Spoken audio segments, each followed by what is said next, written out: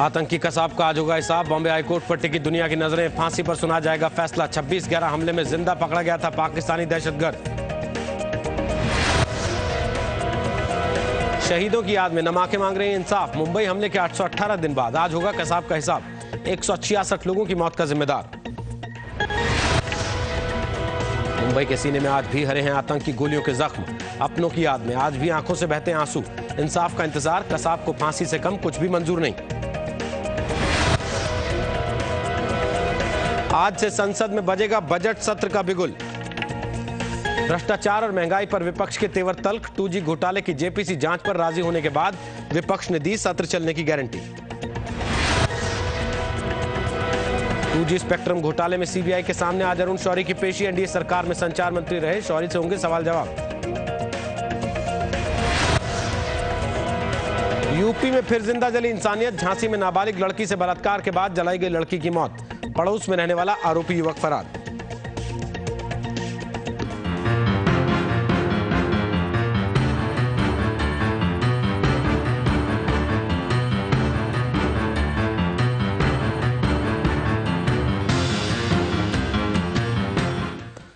जी हां, मुंबई हमले के इकलौते जिंदा पकड़े गए आरोपी आमिर अजमल कसाब का आज हिसाब होगा।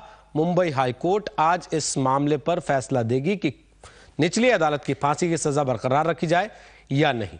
हमारे साथ बात करने के लिए दो खास मेहमान मौजूद हैं। दोनों जाने माने वकील हैं।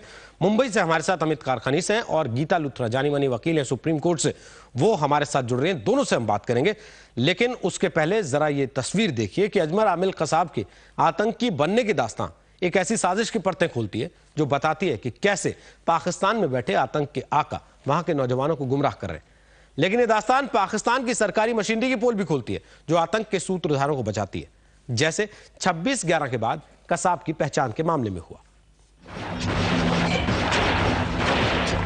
26 नवंबर 2008 मुंबई के सीएसटी स्टेशन पर दो आतंकियों ने घुसते ही ताबड़तोड़ फायरिंग शुरू कर दी। आतंकी अजमल आमिर कसाब पहला शख्स था जिसकी तस्वीरों को देखकर ये तय माना गया कि मुंबई पर सबसे बड़ा आतंकी हमला हुआ। सवाल उठे कि आतंक का ये सबसे खौफनाक चेहरा आया कहां से? जवाब निकला पाकिस्तान में पंजाब के ओकारा जिले से। मुंबई में AK-47 राइफल से ताबड़तोड़ गोलियां चलाने वाला आतंकी अजमल आमिर कसाब ओकारा के इसी छोटे से गांव फरीदकोट का रहने वाला है। मुंबई हमले के बाद फरीदकोट से कसाब की मां नूर इलाही और पिता मोहम्मद आमिर को गायब कर दिया गया। बावजूद इसके पाकिस्तान से कसाब का सच निकल ही गया। गांव के लोगों को कसाब के बारे में कैमरे पर कुछ भी बोलने की मनाही थी। खुफिया कैमरे के जरिए जब कसाब के गांव वालों से बातचीत शुरू हुई तो पता चला कि उसके पिता यहाँ मजदूरी करते थे। मुंबई हमले के चंद घंटों बाद ही ये साफ हो चुका था कि सीएसटी स्टेशन पर सैकड़ों बेगुनाहों को मौत की घाट उतारने वाला आतंकी कसाब फरीदकोट गांव का ही रहने वाला है। ये भी जानकारी मिली कि पाकिस्तानी खुफिया एजेंसी ISI और वहां की पुलिस ने कसाब का सबूत मिटाने की पूरी कोशिशें की। इस गांव में मुंबई हमले का हर राज खुल गया। पता चला कि अजमल आमिर कसाब करीब 2 साल पहले लश्कर-ए-तैयबा के संपर्क में आया और मुंबई हमले से चंद रोज पहले भी वो अपने गांव गया था। अपनी मां को उसने आत्मघाती हमले के संकेत भी दिए थे।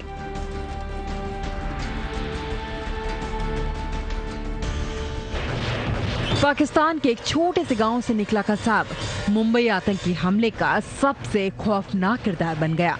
एक बार फिर साबित हो गया कि पाकिस्तानी खुफिया एजेंसी ISI और लश्कर-ए-तैयबा के बीच गहरी सांठगांठ है और इसी फैक्ट्री से निकलते हैं कसाब जैसे आतंकी। ब्यूरो रिपोर्ट, जी न्यूज़। आतंकी अजमल आमिर कसाब को फांसी की सजा दिए जाने में एक और पेच दिखाई पड़ रहा है। वो है पाकिस्तान की अदालत में चल रही हाफिज सईद और आतंकी आकाओं की सुनवाई। पाकिस्तान भारत के दिए सबूतों और कसाब की गवाही के दस्तावेजों को दरकिनार करते हुए अपनी जांच टीम से कसाब से पूछताछ की इजाजत का दबाव बना रहा है। आशंका है कि दो देशों के बीच चल रही तनातनी कसाब की फांसी में देरी कर सकती है। 26 नवंबर 2008 की काली रात कसाब समेत 10 आतंकियों ने मुंबई में कत्लेआम मचा दिया। कसाब तो गिरफ्त में आ गया, लेकिन पाकिस्तान में बैठे लश्कर तैयबा के हाफिज सईद और ज़कीउर रहमान लखवी जैसे खूंखार मास्टरमाइंड अब भी आजाद हैं। पाकिस्तान में इन पर दिखावे का मुकदमा जारी है। पाकिस्तान की पैंतरेबाजी और बदलते रुख के मद्देनजर कसाब की फांसी के रास्ते में भी कानूनी अड़ंगे की आशंका लगातार बरकरार है। पैंतरेबाजी के चलते ही पाक सरकार ने पहले कसाब को सौंपने की मांग की। बहाना बनाया कि उनकी जांच टीम कसाब से जानकारी लेकर हाफिज सईद और उसके साथियों की भूमिका की पड़ताल कर पाएगी।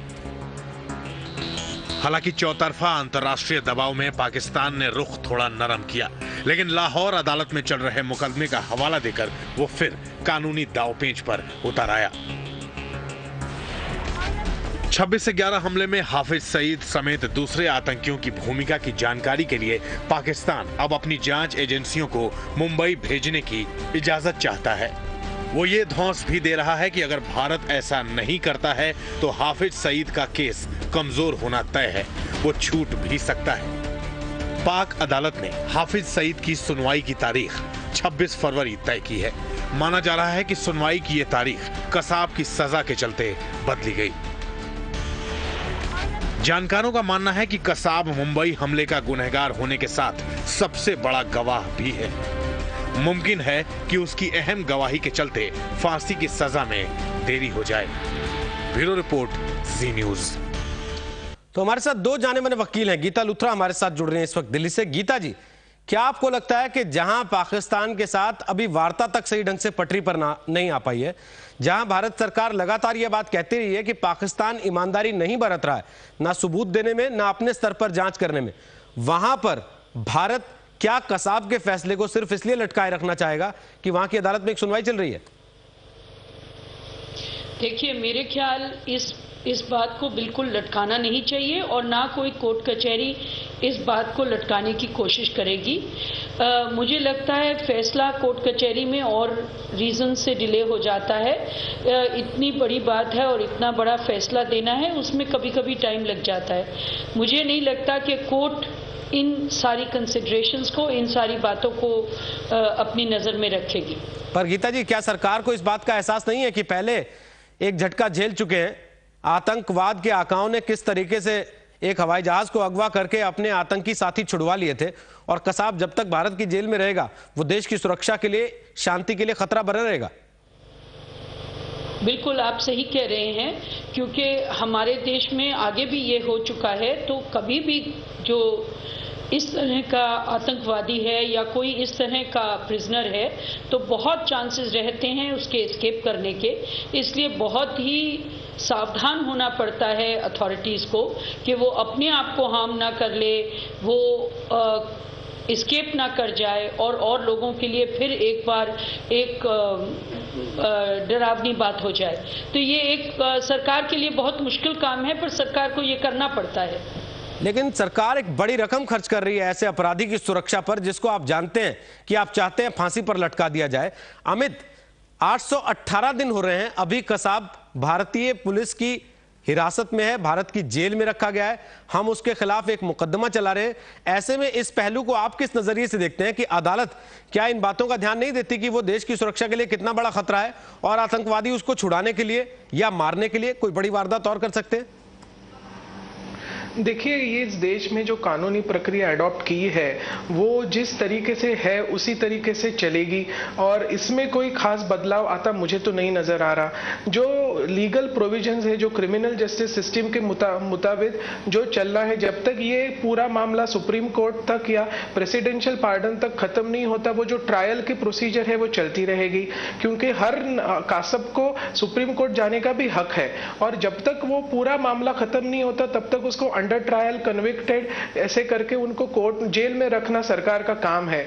उसके लिए एक ही हो सकता है कि अगर आतंकवादियों के लिए कोई नया कानून हो जिसके तरीके से फास्ट ट्रैक कोर्ट्स बनाए जाए और ये समरी ट्रायल करके उसको जल्द खत्म करने का अगर कोई ऐसा कानूनी प्रोविजन बनाया जाए तो ही ये मामला सुलझ सकता है। मैं आपका मुद्दा समझ रहा हूं कि देश का टैक्स पेयर का जो पैसा है वो कसब में, कसब की देखभाल में लगाया जा रहा है और ये जो मुद्दा है काफी गहरा है, ये सरकार को समझ समझना चाहिए, लेकिन उसके लिए एक स्पेशल कानून की जरूरत है। इसमें शायद कोर्ट का या किसी जुडिशियल प्रोसेस का कोई इसमें अमित हम आते हैं इस पहलू को लेकर आते हैं कि अगर हम ब्रिटिश कानून को फॉलो करते हैं, उसी के जैसा हमारा कानूनी सिस्टम, कानूनी तंत्र बनाया गया है, तो क्या वजह है कि ब्रिटिश राज में भगत सिंह को तो 1 साल में फांसी की सजा हो जाती है, लेकिन भारत जब उसी कानून को फॉलो कर रहा है, उसी तरीके से संविधान बना है, तो फिर आतंकवादी को सजा देने में इतना वक्त क्यों लगता है? हम एक छोटा सा ब्रेक ले रहे हैं, ब्रेक के बाद वापस लौटेंगे तो बात करेंगे उज्जवल निकम से भी, जो इस मामले में सरकारी वकील हैं। छोटे से ब्रेक के बाद।